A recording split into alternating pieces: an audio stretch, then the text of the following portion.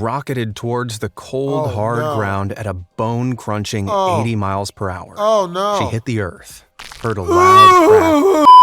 Lady Luck can be a cruel mistress, but for some ludicrously lucky people, she comes just when they need her most. From a woman who survived falling 14,500 feet without a parachute to a girl who was frozen solid for a whole night, the following stories of these real-life legends are sure to leave your jaws on the floor. So get ready to shuffle to the edge of your seat as we take a look at even more of the luckiest people who survived against impossible odds. A flying turtle. Tree terror. Oh. There's nothing more relaxing than chilling out by the pool with a good book, right? Well, back in July 2020, one mother from Georgia found out it can be anything but relaxing. She was casually reading and watching her kids play in the pool when suddenly her son started shouting to her. Oh, shit! Ooh! Oh my God! Are you okay? Yep, your baby deserve a raise. Whoa, she leapt out of the way just in time. That heavy tree splintered and smashed down directly onto the sunbed she'd been lounging on moments before. If she'd reacted a single second later, they'd have needed an adult-sized spatula to get her off that sunbed. Yeah, real talk. Kudos to that kid for the warning. Run, bitch! Run! Run, bitch!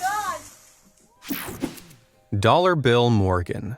There's bad luck, there's good luck, and then there's Bill Morgan.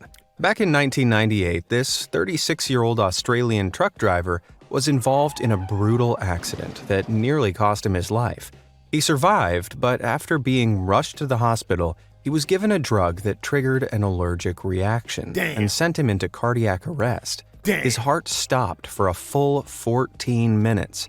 But miraculously, doctors managed to revive him. But sadly, he was completely comatose. For 12 long days, Bill's family waited for any sign of life. Then, just when they were preparing for the worst, Bill woke up. Following a complete recovery, he got engaged to his girlfriend, netted a new job, and later, on a whim, bought a scratch card. Amazingly, he won a car worth 17,000 Australian dollars. Word of Bill's incredible turn of luck got around, and he was asked to reenact his win for Channel 9 News. So he bought another scratch card, the cameras started rolling, and then this happened. I just won 250,000. I'm not joking. You're not, are you? I just won 250,000. Bill won the jackpot of 250,000 Australian dollars live on air. Rocky. Now that's what I call a twist of fate. Frozen solid. The U.S. state of Minnesota is famous for its numbingly cold winters. However, back in the December of 1980, 19-year-old Jean Hilliard had no idea she was about to prove just how cold they could get, in the most unbelievable way possible. Jean was driving home one evening when she hit a ditch and got stuck. Trying to get the car back up and running on her own was useless, so she got out and started walking to a friend's house down the road. But Jean hadn't dressed for the cold, and temperatures that night hit a bitter low of minus 20 degrees Fahrenheit. She walked for 2 grueling miles until finally reaching her destination. Only once there, she tripped over. Lacking the energy to stand up with her body rapidly shutting down, she crawled towards the doorstep and, get this, froze completely solid. 6 hours later, her friend, Wally Nelson, opened the door to find what looked like a very lifelike ice sculpture of Jean in his yard. At first, he didn't think she was alive, but then he saw a few bubbles coming out of her nose. Somehow, she was still breathing. He quickly got her to a hospital, but her condition perplexed all the doctors there. Her eyes didn't respond to light, and her body didn't register on a thermometer because it was that cold. They couldn't even get an IV drip into her arm. The needles kept snapping on her hard skin. With no idea what else to do, they put heat pads along her body and waited. A few hours passed, and somehow, miraculously, Jean opened her eyes. Another few hours, and to her parents' delight, she could talk coherently. So how did she escape being literally frozen solid with no permanent damage? Well, it's possible that this was a case of extreme hypothermia. And though there's no real data on it, there are dozens of cases just like Jean's. When a person's body cools down below freezing temperatures, their blood flow slows, and their body requires less oxygen, like a kind of hibernation. One doctor has theorized that when a frozen person is warmed back up, and their blood flow increases at the same rate as their temperature rises, they can recover. This may well have been what saved Jean's life. Either that or she's the real-life Elsa, and this was just the first manifestation of her ice powers. Real talk. Crazily, both theories seem just as likely. I can see that. Fire ant freefall. Skydiving is the kind of thing I've always wanted to do, but never had the guts to actually go through with. I ain't doing But North Carolinian Joan Murray had no such problem. I ain't gonna Back front. in 1999, Joan had already We ain't gonna completed an front. impressive 35 jumps. So, as she stood in the plane 14,500 feet in the air and prepared for her 36th jump, she wasn't nervous. She wasn't even nervous when she opened the plane doors, leapt straight out, and started free-falling down to Earth at 120 miles per hour. There you go. However, when she tried to pull her parachute, something happened that made her very nervous. Oh. It wouldn't come out. Refusing to panic, Joan reached for the reserve chute and tugged hard. With relief, she felt it leap from her bag, expand out, and jerk her into a slow descent. That's good. But then she started spinning in a circle, tangling the chute's cords in a knot behind her. No matter how hard she tried to pull against the force, she only spiraled faster and faster, losing all control. It was no good.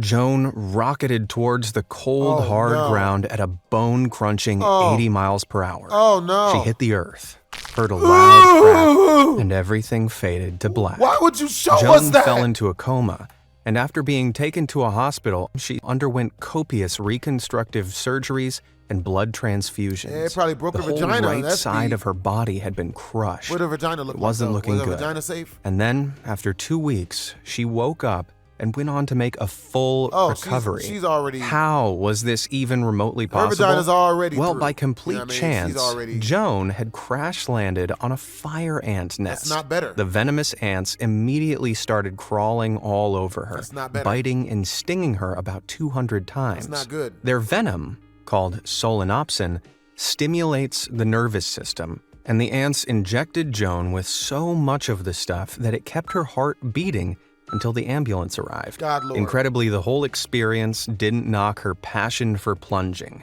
and she later went on to complete a 37th skydive. The lie detector detected You could that say was a that lie. her story had a bit of an anti-climax. No. Avalanche Escapes. Not doing that. Now, my ideal vacation involves a tropical island, a good book, and bottomless And good cocktails. breasts. Though some people prefer to great be a bit personality. more Female with adventurous, good personality. like this serious skier in the French Alps. They look like they're having a blast, but while slaloming born-again down the virgin. I slope, don't do they dirty accidentally aggravated the snow, No matter causing a how small complete and avalanche. agreeable their breasts are. Damn. Ooh, shit. Yep, you getting your ass whooped. There it is. Ooh, I mean, it could be worse. No, it can't. That's not good. Okay, that's better. Oh, I'd have panicked so bad, but this guy didn't even let go of his GoPro despite a nasty bump with a tree. Damn. After crashing to the ground and riding the snowslide down, luckily he slowed and came to a stop. But often avalanches like this carry such momentum that anyone caught up in them is whisked to the bottom and buried. And this is a danger one group of friends found out the hard way. Uh-oh. While riding snowmobiles in the Uinta Mountains, Utah, the group suddenly felt a massive rumble. Sure enough, a huge avalanche was crashing towards them. Thinking they were far enough away from it, one of them started filming. Their friend at the base of the mountain raced off out of frame and escaped, but the cameraman underestimated just how far the avalanche would go. Nigga. Hold on now. Ride this motherfucker. Ride. speed, bitch. Yo. Yep, this ain't what I wanted. This ain't good. You good? Are we? Yep. We're alive? All of us? Shit. Word? Yep, you good? I'm out. In a The good way? super scary footage shows them getting completely buried under the freezing snow. Go, With nigga! a lot of wriggling and kicking, though, they eventually freed themselves I'd and have been lived out. to tell the tale. And while that's cause for comfort, I think I'll stick to my book and bottomless cocktails, thanks. I just stick to video games. I don't even need Bathtub the cocktails. joyride. give Being me the caught in video a games. storm can be a pretty terrifying experience. Usually you're safe inside your house unless you live somewhere prone to tornadoes. Back in 2017, 75-year-old Charlesetta Williams and her Charles? son, Ricky, Ew, were bitch. watching TV in their home in Marion County, Texas, when they heard the loud ruckus of an approaching storm. And in Marion County, storms mean tornadoes. Expecting the worst, Ricky led his mom upstairs to the bathroom and helped her into the tub before climbing in himself. A bathtub is actually one of the best places you can go in a storm if you don't have a bunker, because they're heavy and firmly anchored to the water pipes. At least, that's the theory. Within minutes, there was a loud, thunderous roar as the storm hit the house and ripped straight through it. The roof of the house was suddenly torn off, and Ricky and Charlesetta held on for dear life. The whole porcelain tub shook violently. Then, unbelievably, it was wrenched from the floor and picked up above the wreckage of their house. They rose higher and higher, spinning around in the air alongside bits of roof and furniture. Then the tub flipped over, and they were flung down onto the ground. Miraculously, they both landed with only a few cuts and bruises, even though their house was a pile of rubble. Now that's a crazy story, no matter how you spin it. No King Von. Because he was hella spinning Stephen blocks. Callahan can. If there's one thing worse than being caught in a storm on land, it's being caught in a storm at sea. Back in 1981, experienced sailor Stephen Callahan set sail from Rhode Island, U.S., and was en route to Antigua when one night the weather got wild. During the chaos, Stephen's small boat hit what he thought was a whale and started to sink. Thinking quick, Stephen blew up his 6-foot-wide inflatable life raft, but he needed supplies if he was to survive out in the middle of the ocean. As his boat sank below the surface, Stephen dived underwater and was able to grab a spear gun, an emergency kit, navigation charts, and a few other essentials. Then he pulled himself onto the raft and drifted away across the lonely expanse of the Atlantic Ocean. Forced to go wherever the waves took him, Stephen was sent westward. He made drinking water from solar stills he'd salvaged from the boat, which used the sun's heat to evaporate and distill salt water, and ate rations from the emergency kit. These didn't last long, though, and when they ran out, Stephen was forced to use his spear gun to catch fish and birds to eat. Damn, Out of birds. desperation, he even ate barnacles. What the fuck Every is a day that barnacle? went by brought another challenge. He faced shark attacks, raft punctures, lost a whole third of his body weight, and at points he felt like he couldn't go on. But he never gave up. Using his experience at sea and sheer determination, Stephen survived on his own in his tiny inflatable raft for 75 days. What? Then, on the 76th, he was finally spotted and brought to shore by some fishermen off the coast of Marie Galante. Almost 3 months since his brutal ordeal began, Stephen was saved. Damn. How long do you think you'd last? Never mind 3 months, I'd give myself 3 minutes before I'd start crying like a baby. Tire At least 6 terror. minutes. Some people hate driving down highways. I can see why. They're loud, busy, and often stressful. Whatever your opinion, we can all agree that having a huge tire randomly smash through the ceiling of your car would make the experience significantly worse. And one Brit, while driving down the busy M6 in England, got exactly that. He'd been driving as normal when a truck heading in the opposite direction lost one of its tires. It hurtled across the road, clipped off the central barrier, and smashed straight through the windshield of his car. But it didn't just smash the window, it ripped through the entire roof, Good Lord. tearing it straight off before getting lodged in the back seat. It was going that fast? Extraordinarily, it somehow missed the driver, despite hitting pretty much everything else. Yeah. And he still managed to pull over and stop the car safely. The luckiest part, though, is that just hours before, the driver's young child had been begging to come with him and would have been sitting right where the tire ended up. In what was possibly the best decision he'd ever made, the father said no. Man, I need to get the number of this guy's guardian angel. Nigga. Damn. Boulder Dash. Put Boulder Dash. The coastal city of Keelung, Taiwan is famously surrounded by tall mountains. Most of the time, they're incredibly scenic and boast some seriously gorgeous views. But on August 31st, 2013, Mother Nature turned them into one heck of a weapon. A driver was heading down one of the mountainside roads when suddenly he was hit by a torrent of debris that came rolling down in a landslide, pushing his car off to the side. Then, a huge boulder slammed down after, exactly where the car would have been had it not just been pushed. And the way it just teetered there before settling back down again, it gives me shivers just watching it. Yeah, me too, bro. Don't worry, though. Nobody was hurt. The journey just got off to a very rocky start. Oh, boy. Screw this. When I was a kid, I always wanted a treehouse, but we never had a tree that was suitable for building one in.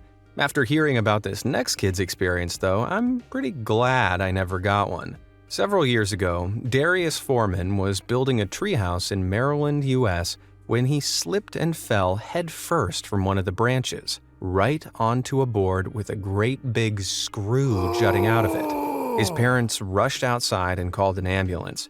Defying all odds, he was alive, albeit with a plank attached to his head. However, if the screw had gone just a single millimeter more, it would have been a very different story. When the medical helicopter arrived, though, he couldn't fit through the door because the board was too big. Firefighters arrived on scene and sawed a portion of it off from the top. However, they couldn't saw too close to the boy's head or risk nudging the nail and causing more damage. Eventually, another bigger chopper arrived, and Darius was finally flown to a hospital. Once there, doctors carefully removed the rest of the board, and Darius went on to make a full recovery. But thank God they didn't screw up. I know, right? They hit screw up. I had it. Cray Laray. Oh, Cray Laray. Anyone who drives knows what a pain breaking down on the side of the road can be. But what if your car broke down in the middle of the Sahara Desert, you had no phone, and only a few days of food and water?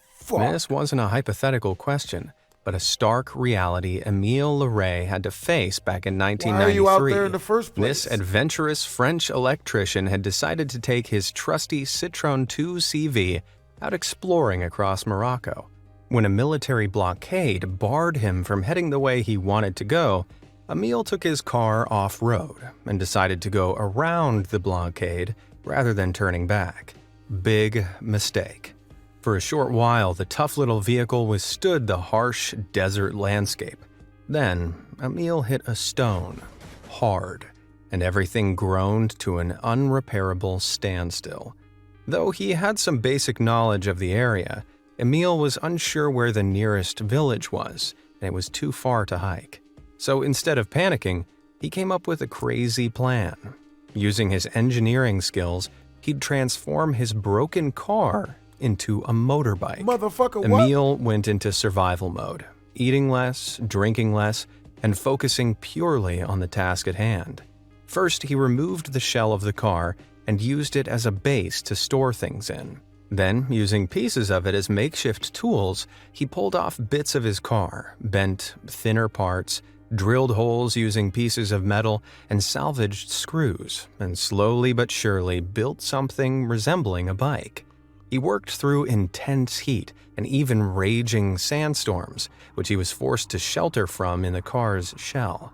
After 12 arduous days, just as he was on his last drops of water, Emile finished his makeshift vehicle.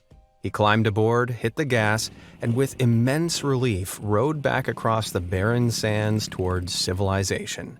But as he triumphantly reached the Moroccan city of Tantan, the police immediately fined him around $1,000 for driving an illegal vehicle. Not exactly the welcome back from the brink party I bet he was hoping for. I wouldn't be mad at it. Damn. Carnage. Nigga. While Cray Laray is a pro at creating vehicles, it seems there are a lot more people out there that are pros at destroying them. Take this Australian driver, for example, who didn't properly secure his load of corrugated metal to the back of his truck before setting off. After braking a little too hard, the metal sheet smashed his back window and ran through the entire left-hand side of the vehicle.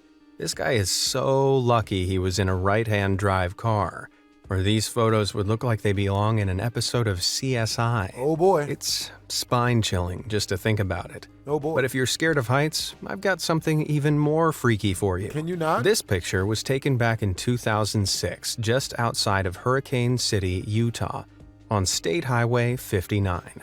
Seems like a fairly standard road accident, right? However, if I zoom out a bit, you'll see it's anything but. For a start, the truck was going so fast it not only smashed through the guardrail and off the road, but launched up in the air and flipped 180 degrees. And it's a good job it did, because otherwise it would have fallen down this.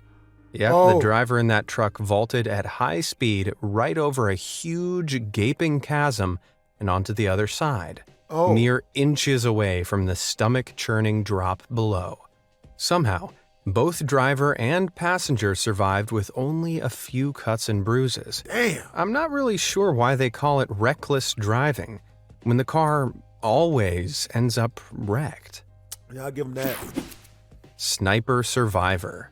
There aren't many situations more dangerous than all-out war, so soldiers are trained to expect life-threatening scenarios and deal with them appropriately. Even so, what U.S. Marine Sam Arnold survived in Afghanistan back in 2013 is almost impossible to believe. While scoping out a location, Sam's squad heard gunfire and decided to investigate. Then, this happened.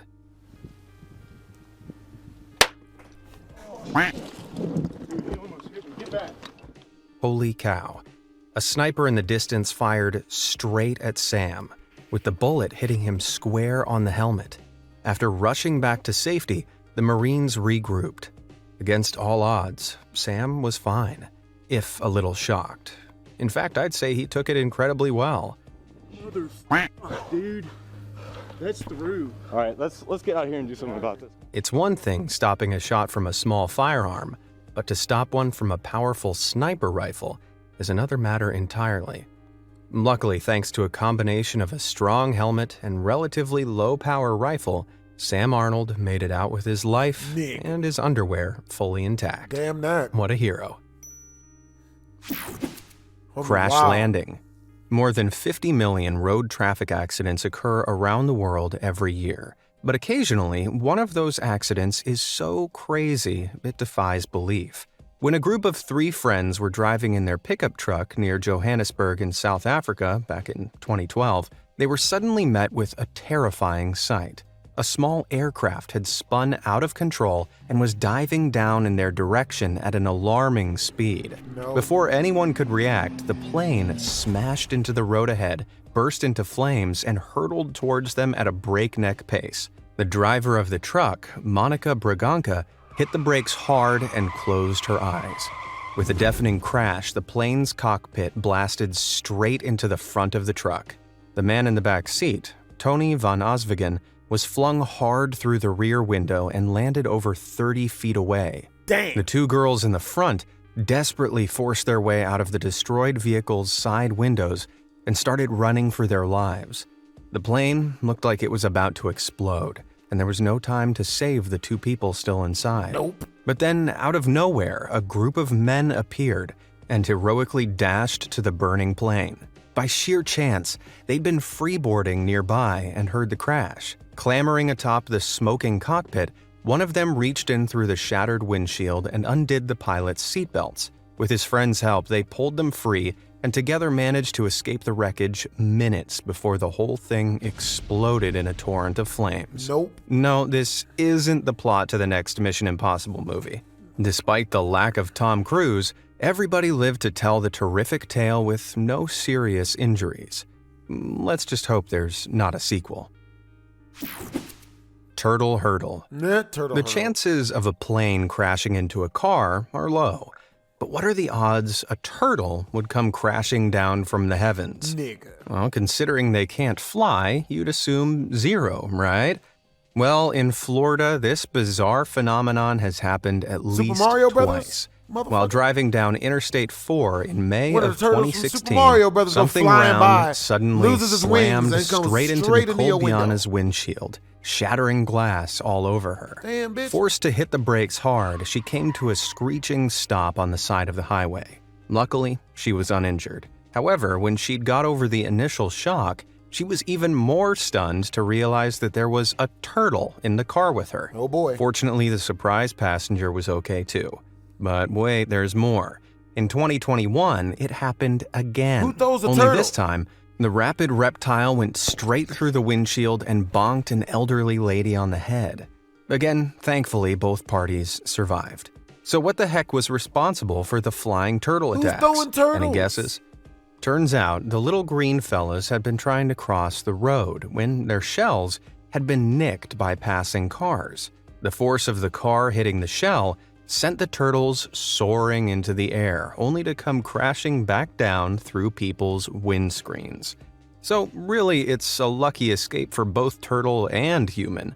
I can only imagine what must have been going through their scaly little heads. Other than the windscreens, of course.